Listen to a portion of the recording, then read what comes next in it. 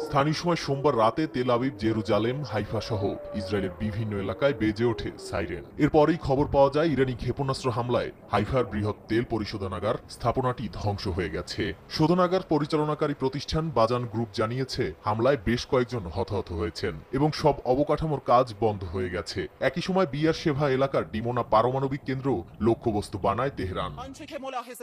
এর আগে ইরানের রাষ্ট্রীয় সংবাদ মাধ্যম IRIBর সরাসরি সংবাদ প্রচারের সময় হামলা চালায় ইসরায়েল। বিস্ফোরণের শব্দে আতঙ্কিত হয়ে পড়েন সংবাদ উপস্থাপিকা। আগুন ধরে যায় পুরো ভবনে। এরপরই মূলত হামলার হুমকি দিয়ে ইসরায়েলের দুটি টেলিভিশন চ্যানেলের কর্মী ও তেল আবিবের বাসিন্দাদের নিরাপদ আশ্রয়ে যাওয়ার নির্দেশনা দেয় তেহরান।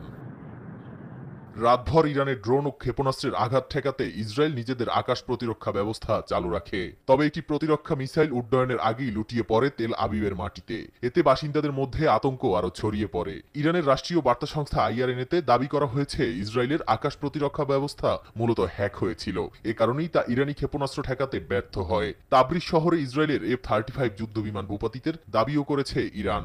এদিকে ইরানের সর্বোচ্চ ধর্মীয় নেতা খামেনি হত্যার স্পষ্ট ইঙ্গিত দিয়েছেন বিনিয়ামিন নেতানিয়াহু।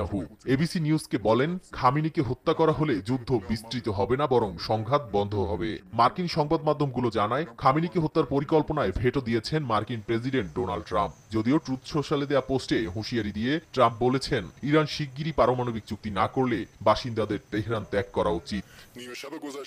এদিকে ইরানের প্রেসিডেন্ট মাসুদ পেজেশকিয়ান বলেছেন ইসরায়েলের সঙ্গে যুদ্ধ পরিধি বাড়াতে চায় না ইরান, তবে যে কোনো আক্রমণের পাল্টা জবাব দেয়া হবে। আর দেশটির পররাষ্ট্রমন্ত্রী বলেছেন ইসরায়েলের হামলা কূটনীতির জন্য একটি বড় আঘাত। নাদিম মারজান, সময় সংবাদ।